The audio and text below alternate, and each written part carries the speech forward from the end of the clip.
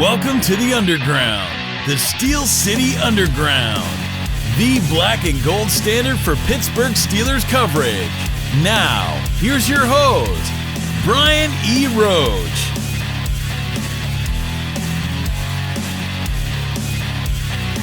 Hey everybody, welcome to another edition of the Steel City Underground podcast. Not that you might recognize me at this point. It's been a while since I did a video version of the podcast, and I don't look the same as I did back then. So anyway, it's me, Brian Roach, the host who, doesn't like some things. I'm not going to go into all that again because I don't need to start. I got my mohawk going. I got my Steelers shirt on. I'm ready to go. This is I don't want to call it a rebuttal because as much as I argue with Joe sometimes, although we pretty much usually agree on things. I'm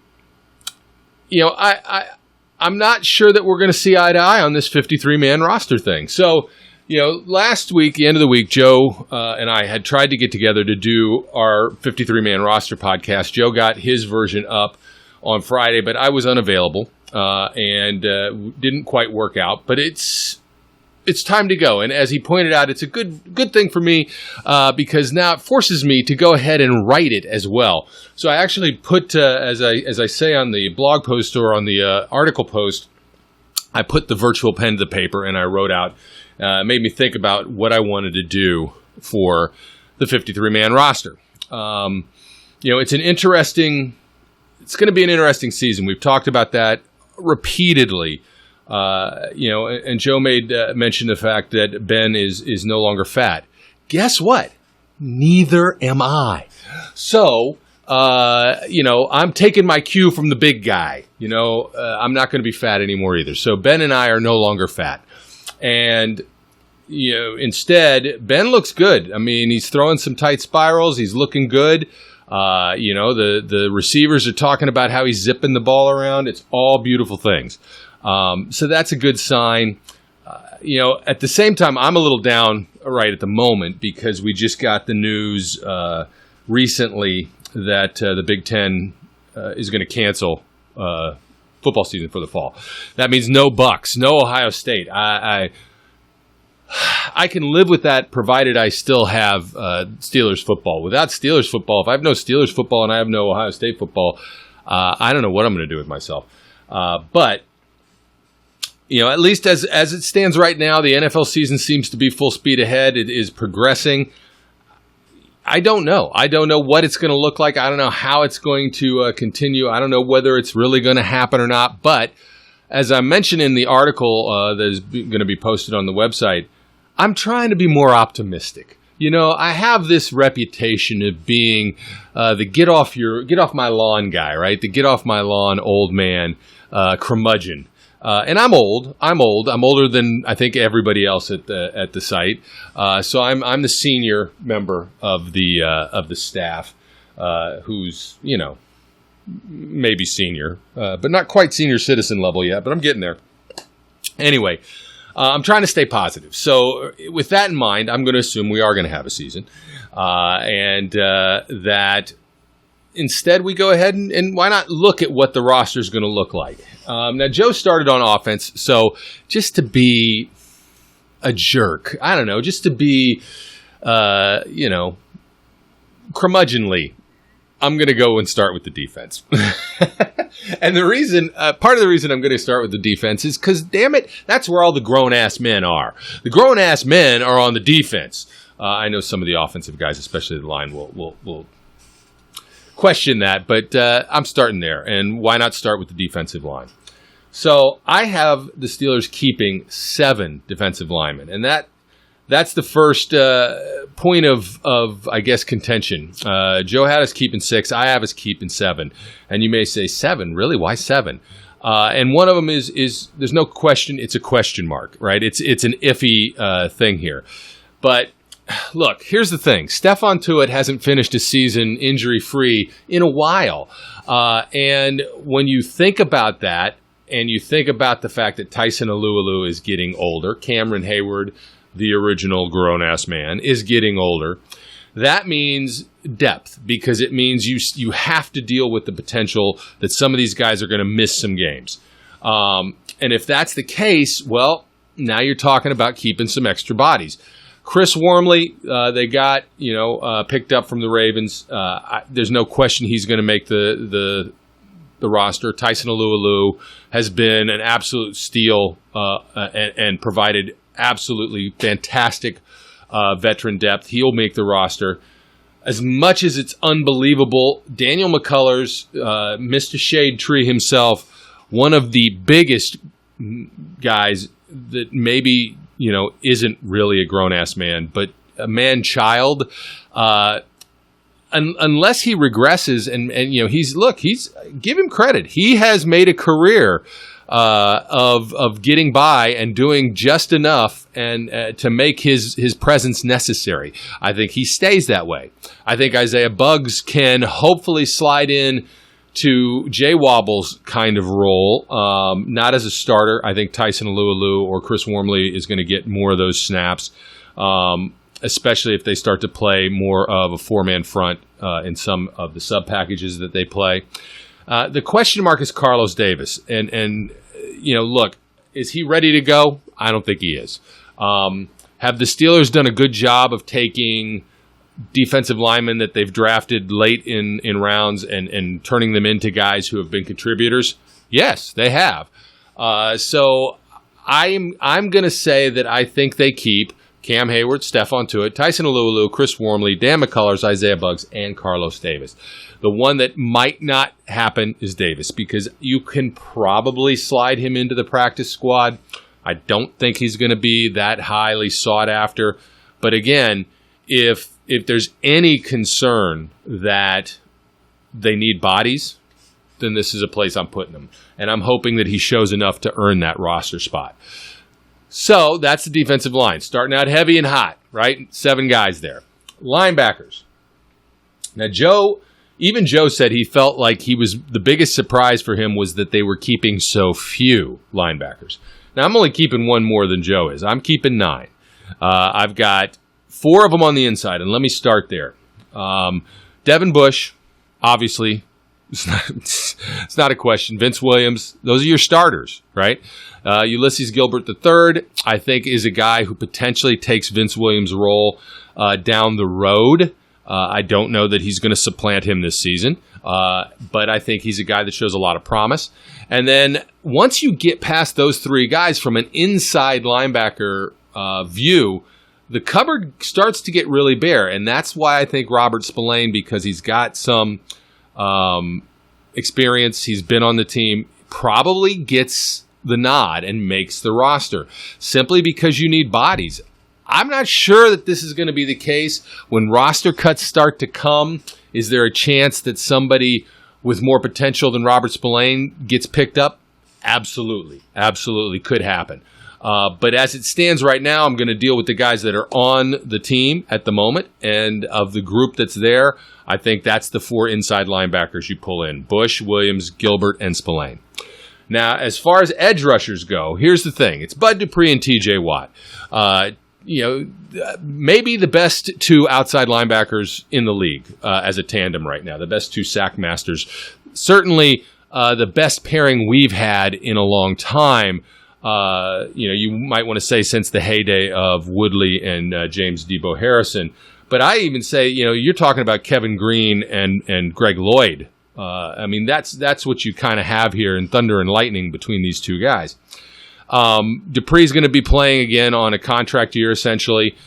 I'd love to say he's going to get re-signed. I doubt it at this point. He's going to demand too much money, and they're going to break the bank on T.J. Watt. Then you've got Ola and Alex Highsmith, who I think are givens. I think you don't waste the draft pick on Alex Highsmith if you're not going to keep him. I think Ola, surprisingly enough, Ola is the youngest guy on the roster. And he's got 3 seasons of experience, or this is his 3rd year of experience. He's the youngest guy on the roster. I think you've got to give him some chances, but then that's an issue here. Again, talk about the injury bug. Ola's been injured, and that's why I think they keep a 5th edge guy, and that guy's probably Tuzar Skipper.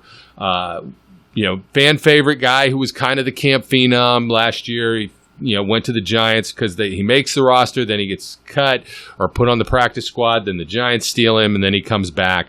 I think he probably makes it and sticks because not only do you have to worry about injury, but the truth is Bud and TJ take snaps off. They like to stay fresh, and they will take themselves out of the game at any given time if they feel like they need the rest. And so you've got to have enough bodies to keep that rotation going. So you drop one of those and you have a problem. So again, this is more, I think it's more likely that they keep 9 with 5 of them being edge guys and then the 4 inside linebackers. Okay, cornerbacks. To me, this is maybe between all the groups, this is one of the easiest. Joe Hayden, been playing great. At some point, yes, we expect there to be a drop-off. His age is getting up there, but Joe Hayden's been fantastic for us. I mean, come on, let's be real. And then the glove, Steven Nelson. Yes, we were on his jock, and apparently we should have been on his jock. We should have been on his jock even more than we were on his jock because Steven Nelson was fantastic last season. And there's no reason to expect that to get worse. You expect this. Look, this is the best group of corners I think the Steelers have had in a very long time. And as a group, when you include everybody that I'm going to mention here, Steven Nelson, Mike Hilton, Cam Sutton, and Justin Lane, and those are the 5 I expect them to keep, that might be the best group of corners in the league. Yeah, I said it. Go ahead. Come at me. Come at me with your comments. Come at me. Fight me with this. Because taken as a whole, these guys are good, and they're getting better. So, maybe not Hayden, but the rest of them are getting better. I think that's where you're at. Is it possible another DB slides in? Only if somebody gets hurt. I just don't see it beyond that. So that's your safeties. Or excuse me, your corners. Safeties is next up. Minka, no-brainer. Tyrell Edmonds, as much as you don't want it to be a no-brainer, is a no-brainer. I expect Tyrell Edmonds to have a good year and improve on the previous seasons. Again, very young, still a little raw, but I think a full year with Minka, a full training camp with Minka, I think you can see some growth with those guys. Now, this is where it starts to get a little unnerving, though. Once you get past Minka and Tyrell Edmonds, there's not a lot in this cupboard. Jordan Dangerfield probably makes the roster because Jordan Dangerfield always seems to show up and be around. He's a veteran guy. He's probably not going to be a guy that gets many starter snaps, nor do you want him to. He's a special teams, ace, so to speak, a fixture on special teams. And provides depth, which is what you need. Curtis Riley, who they just signed, probably falls into that same category. He's going to provide depth. He's got a little bit of veteran presence because after that, now you're talking about Antoine Brooks. Antoine Brooks being a rookie, in my view, he needs some time before he hits the field, either as a safety or as a dimebacker kind of role. But I think Antoine Brooks has a bright future with this team. He could be one of those interchangeable type puzzle pieces where they can use him as a third linebacker in that dimebacker role, whatever they end up doing. So I think he'll make the squad, I think, almost without question. But I think it's going to be hard to get him significant snaps outside of special teams. And if that's the case, you need the depth. So that's why Jordan Dangerfield and Curtis Riley probably get the nod. So you got 5 safeties there. So you got 5 safeties, 5 corners, that's 10 guys. You got 9 linebackers, that's 19 guys. And you got 7 defensive linemen. That means I got an overbalance. I got 26 guys staying on defense. May as well talk about the specialists before I get to the offense, because that'll take us up to essentially showing that I'm only going to have 24 guys left to spread on the offense. So there's 3 specialists. Cameron Canaday, he's the long snapper. He's not going anywhere. As long as he doesn't get hurt, he's the guy. I don't even think there's anybody in camp to compete with him. Nor probably should there be. Yes, he had some questionable snaps last year, but not enough to put him in jeopardy. Chris Boswell, great bounce back season. He's back to being the Wizard of Boz. He's back to being money. But, I've said this a million times before. I'll say it a million times again. If you use your foot as your primary interaction with the football, you are always on the fence, my friends. Your future is never guaranteed. Chris Boswell, if he goes south, as kickers sometimes do, he'll get replaced. But for right now, he's your guy. And as much as people want to hate on Jordan Berry, I get it. Look, Jordan Berry's not the greatest punter in the world. But here's the thing about Jordan Berry. He's got a very good percentage of getting his punts down inside the 20. He's been pretty consistent and good at that. Yes, he shanks some punts every now and then. But the truth is, the guy that they have in there, Corliss Waitman, I just don't think he's going to have the opportunity to supplant a veteran guy like Berry. He doesn't have a resume, and unless every opportunity he gets to punt the ball is a punt that makes everybody go, wow, he's not going to supplant a veteran. I just don't see it happening. So, candidate. All right, let's move over to the offensive side of the ball, and let's talk quarterback. Ben Roethlisberger is your starter. Thank God Ben Roethlisberger is your starter. He's looking slim. He's looking trim. I feel it. I'm looking that way. You can fight me on that too, but I feel that way. There's no question that this is Ben's team. It's remaining Ben's team, and as long as he's healthy, he's your guy. And let's keep it that way. Knock on wood. Beyond Ben, all right, you got three. I think they did cut JT Barrett not that long ago, so really you got, three quarterbacks on the roster outside of Ben. Mason Rudolph, Paxton Lynch, and Devlin Hodges. Here's the thing. After Ben, as he essentially takes up the role of the primary backup position, I think it's Mason's job to lose, without a doubt. I mean, as long as Mason performs consistently, as long as he does not come into camp and look like an idiot, he's going to be the backup. And while, if you listen to us, I'm not a huge Mason Rudolph fan, right? I'm not ultra high on Mason as the future. But what I do believe is that Mason Rudolph has the ability to be a adequate or even a better than average backup quarterback, a guy who can come in, get you out of a game with a win, maybe win you a game or two until you get your starter back. I don't believe Mason Rudolph's the future, and I have yet to see anything that makes me change that opinion. But I think for what his role is right now, I think he's perfectly suited for that as a backup quarterback. Then there's the third quarterback. This is where it starts to get iffy. So there's a double-sided blade to experience, right? I've got experience with you. You've got experience with me. And, Devlin Duck Hodges, he got experience last season. That's on the plus side. Or maybe it's not. Because what I think the experience of having Devlin Hodges in the game is that you learned what he cannot do. And what he cannot do is a lot. There's a big section of the field that he simply is not equipped to throw to. And it does, the coaches wouldn't call those plays. He wouldn't throw those balls. And on the times when he did, it never went well. Look, I like Devlin Hodges. I love the story. It's fantastic. But he's got a lot of holes in his game and a lot of limitations on what he can bring to the team.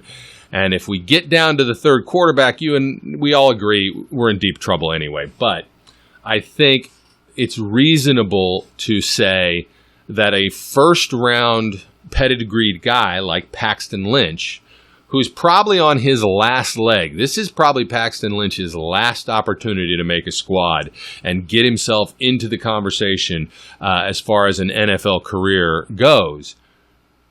And I think that there's a better chance that he can seize that because I think he probably has more talent than Devlin Hodges does. Whether that, makes itself known, whether he even has the opportunity is a question mark. I'm going to be honest and say I think Hodges has the inside track at this third position, this third quarterback position. He probably starts out as that guy. But I think it's not unreasonable to hope that Paxton Lynch can be better than that. And to see if he can take over that third spot. I think he might be able to. I have him on the 53 over Devlin, simply because it was a toss-up to me. Did I see enough from Paxton Lynch to ever think, okay, great, he's good enough? No, but I saw enough from Duck Hodges to know he's not. So that's why. Now, here's the bottom line. The practice squad is increased to 16 players. Whichever one of these guys doesn't make the team likely gets a spot on the practice squad, because you cannot understate the fact that if something does go wrong, you're going to need somebody with some experience. Duck at least has that experience. Paxton Lynch has the pedigree. See what happens. I think both guys stick around one way or the other, but only one of them ends up on the roster, and I flipped it to Paxton Lynch. So, running backs. Next up. Why not stop with the low-hanging fruit here? So the low-hanging fruit is Derrick Watt. Derrick Watt's going to make the team. He's the only fullback that I think is on the roster, and they just paid him a good amount of money to come in and be a fullback. He makes the squad. He's a running back, a fullback nonetheless, but, a running back. So he'll be in there and he'll make that team. There's no question in my mind about that. I think James Conner is about as close to a no-brainer as you can get outside of Derrick Watt. Look, remember, it wasn't that long ago that James Conner was a Pro Bowler, right?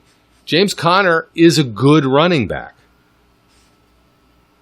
I have stated repeatedly, I still think this is his last year as a Steeler. And I think that's still true. Barring, some kind of a major discount in contract negotiations, barring a really monster season, in which case I still think this is the last season, because they won't be able to pay him, or they won't choose to pay him what he could get on the open market if he has a monster year. I think James Conner is definitely your starter and definitely makes the roster. And at some point, definitely gets hurt. I don't want him to get hurt. I don't wish anything ill on James Conner. I love James Conner. I like the way he plays. I love his burst. I don't love that he seems to get hurt every year. And I don't see a reason to think that trend will not continue with the style of play he has. But we'll see. So I think he makes the roster. Benny Snell and McFarland, look. Anthony McFarland, Benny Snell, they're going to make the roster as well. That takes us up to 4 running backs. The Steelers very rarely carry 5 running backs. But here's the thing about Snell. He didn't show enough, in my opinion, to take over the starting role from Conner, or even to take a lion's share of that role. I don't think so. But did he do enough to warrant another season? Sure he did. Of course he did. He's still on his rookie contract. He showed that he has something to offer. And Anthony McFarland, he's a rookie. And again, we've stated this many times as well. He's the only guy like him, right, on the roster. Anthony McFarland is the Willie Parker guy in this room. He's the only guy like that in this room. He's the home run hitter. And they're going to get an opportunity to see if he can provide that kind of explosiveness to this offense. So he's gonna be there. But look, he may not get a helmet during the first part of the season. He may be an inactive guy on the roster early on until he gets acclimated and they can use him. Now, that brings us down to another running back, Jaylen Samuels. I have him making the roster. There's a lot of folks out there who thinks he won't make the roster. Somebody, I don't remember who. Don't ask me. And I don't want to particularly, running back shame anyone out there. Had Kareth White making it over Jalen Samuels. That's not going to happen. I don't think so. Sorry. Look, Samuels is a question mark to me. 5 running backs is a considerable load of running backs to keep on the roster. I don't know that Jaylen Samuels could slide onto the practice squad. Another team could pick him up as a backup. So I think he kind of has to be on the roster. It's not that he's not practice squad eligible. I think he is. But I don't think he makes it there. So if you want him on your team, he probably has to stay on the roster. And I think it's also very likely that with the addition of Matt Canada and what he brings to the offense, pardon me, I need to have some refreshment, that I think they want to see what they can do with Jaylen Samuels. Maybe we haven't seen Jaylen Samuels' ceiling. I think we kind of did last season, and I don't think it's a ceiling that's all that high. So I kind of have him sitting on the bubble, so to speak. He could be cut if there's a push someplace else and there's a much greater need somewhere else. But right now I have him making the list and making the roster. He could flip with a wide receiver, as we're going to talk about next, if the situation is right. But because he's kind of that flexible player, he's a jack of all trades, you can line him up in a whole bunch of different places. It gives him that versatility that Mike Tomlin likes. So I think that there's a good chance he still sticks around. But I can't undersell this. I think he's on the edge, and we'll see what happens. So that's 5 running backs. So 5 running backs and 3 quarterbacks. That's 8 guys on offense. Let's do the offensive line next before we get into the receivers. 5 of them are easy. Alejandro Villanueva. It's interesting. David DeCastro did a Zoom meeting during this week early on where he talked about the fact that this is an aged offensive line. They're getting older. And that Alejandro, Big Al, is probably closer to the end of his career than the beginning. I've been saying that for 2 years. Look, story's fantastic. I think he's a very capable and good offensive tackle. I love Alejandro Villanueva. I've got the Alejandro Villanueva obligatory full-size signed helmet sitting over there. I don't have anything bad to say about Alejandro Villanueva other than he's not as good as people think he is. He made the Pro Bowl, didn't deserve to be a Pro Bowler. I'm just telling you. He's not bad, but he's a second-tier offensive tackle, not an elite offensive tackle. And now he's an older second-tier offensive tackle. So, yes, he's probably getting closer to the end of his career. Pouncey's Pouncey, right? Look, Marquise Pouncey is still, I think, one of the better centers in the league. Not top 5, but probably top 10. And again, it's the same thing. He's getting older, though. So, you got to start to look at that as well. Even David DeCastro is getting older. Still, probably one of the best guards in the league. Those 3 guys are given. They're going to make the squad. Matt Filer is going to make the squad. Whether he plays guard, whether he plays tackle, that's still up in the air. Chooks Okorafor, probably going to make the squad. I have him making the squad. Could be battling for that tackle position. If he takes over that tackle position, I think, as the professor of football, Zach Meckler, has said, and as I've said as well, I think if that happens, if Okorafor can take over that right tackle position, it slides Filer into the guard position where Ramon Foster used to play. And that means you got a guy like Stefan Wisniewski? I don't know. You know how I am with names. Who becomes the primary backup, the B.J. Finney of this group. A guy who can play center if needed, a guy who can play guard if needed. And Zach Banner becomes your swing tackle. Now, that's 7 guys. The 8th guy, I think, is Kevin Dotson. Kevin Dotson can be a guy who grows. Normally, the Steelers keep 9 linemen. The question is Derwin Gray. I don't know that Derwin Gray is ready or has shown enough to make him a target for somebody else to keep on their 53-man roster. Remember, if they sign somebody off the practice squad, they have to give them a roster spot. I don't know that Derwin Gray is worth that risk. Fred Johnson, that's what the Bengals did last year. We all liked Fred Johnson. We wanted him on the roster, and he got poached, right? If Derwin Gray gets poached, I'm not sure how upset you are. But B, I don't know that somebody's going to expend a roster spot for him unless they're in absolutely desperate straits, which happens often with offensive linemen, I admit. And this is another one of those guys. He's right on the fringe. It could be Derwin Gray that stays and Jalen Samuels goes. It could be Derwin Gray that stays and Tuzar Skipper goes. Some of these guys that I have on the edge, it's questionable. I just don't know that Gray has shown enough to make the Steelers feel that they can't get him onto the practice squad. So if that's the case and you have greater need elsewhere, then that's what you do. So I have them keeping Villanueva, Wisniewski, Pouncey, DeCastro, Filer, Okorafor, Banner, and Dotson. So that's 8 offensive linemen. Tight ends. For the first 2 positions here, there's not really any question. It's Vance McDonald and Eric Ebron. Those are going to be the guys you see on the field 90% of the snaps. Vance McDonald and Eric Ebron. Unless one of them gets hurt, those are your tight ends, right? Those are the guys. The real question is who's going to be in that third spot. Is it going to be Zach Gentry, the guy they spent a draft pick on? Or is it going to be somebody else? Well, they signed this guy from, I think, the Bears, Dax Raymond, and that's who I actually have sliding in. And here's the reason. I think Dax Raymond is more of a blocker, more of the traditional kind of tight end that they're used to having than Zach Gentry is. I think he has a little bit more junk in his trunk, so to speak. I mean, this is the real downside of not being able to attend training camp. You can't really see.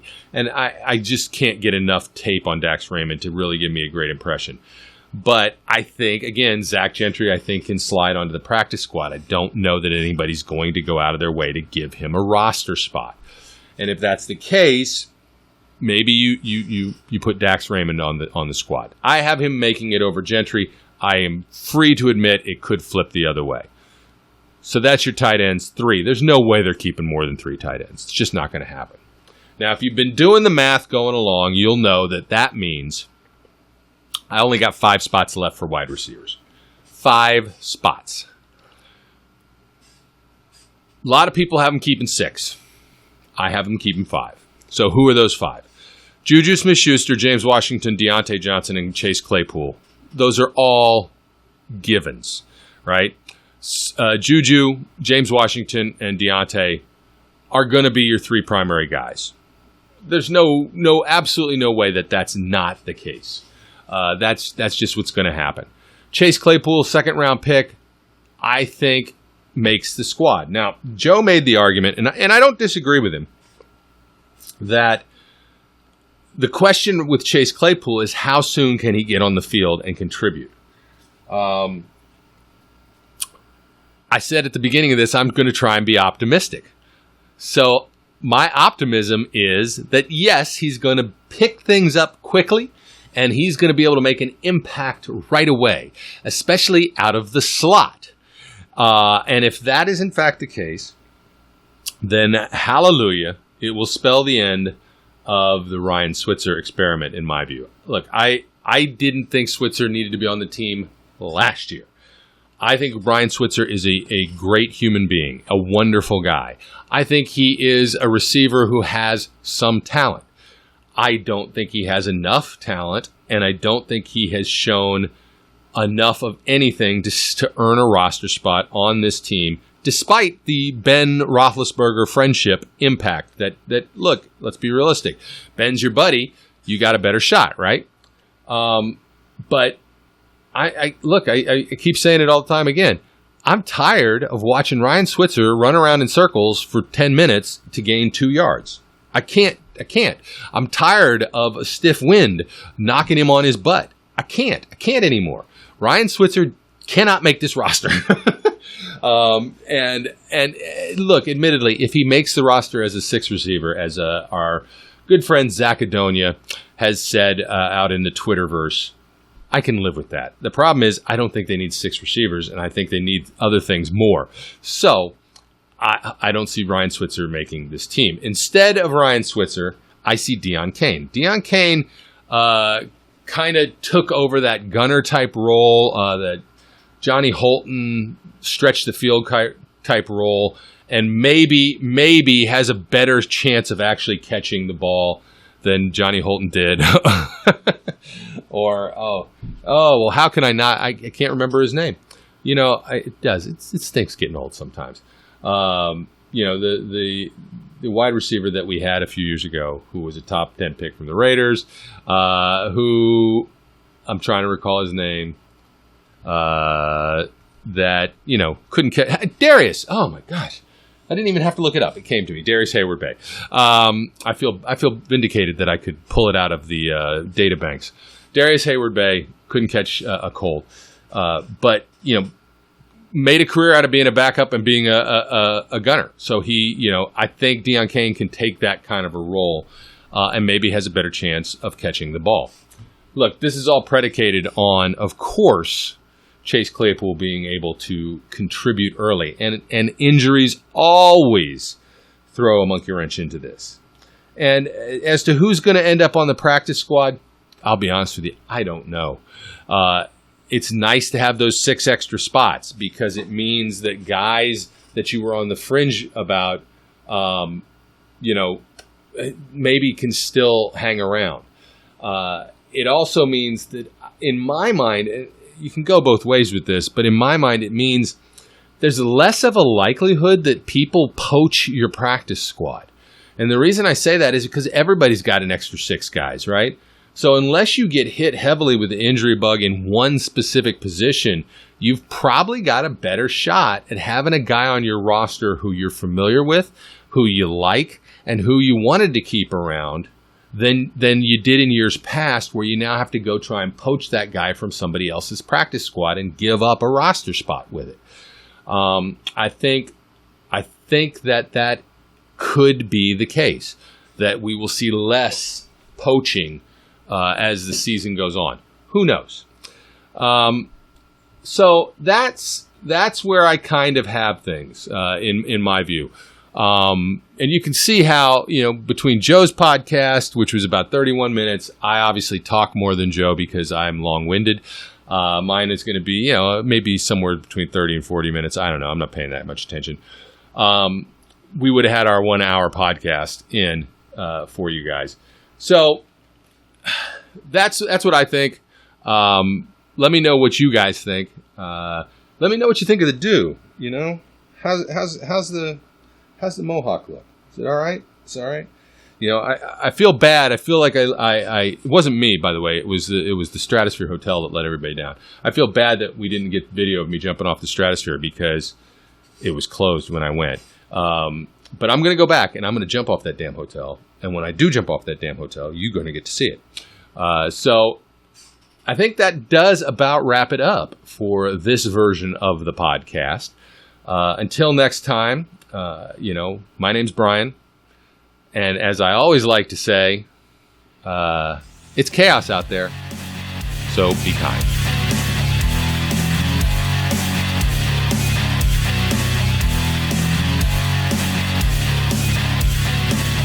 We would like to thank you for listening and remind our listeners to follow us on social media and our website, www.steelcityunderground.com.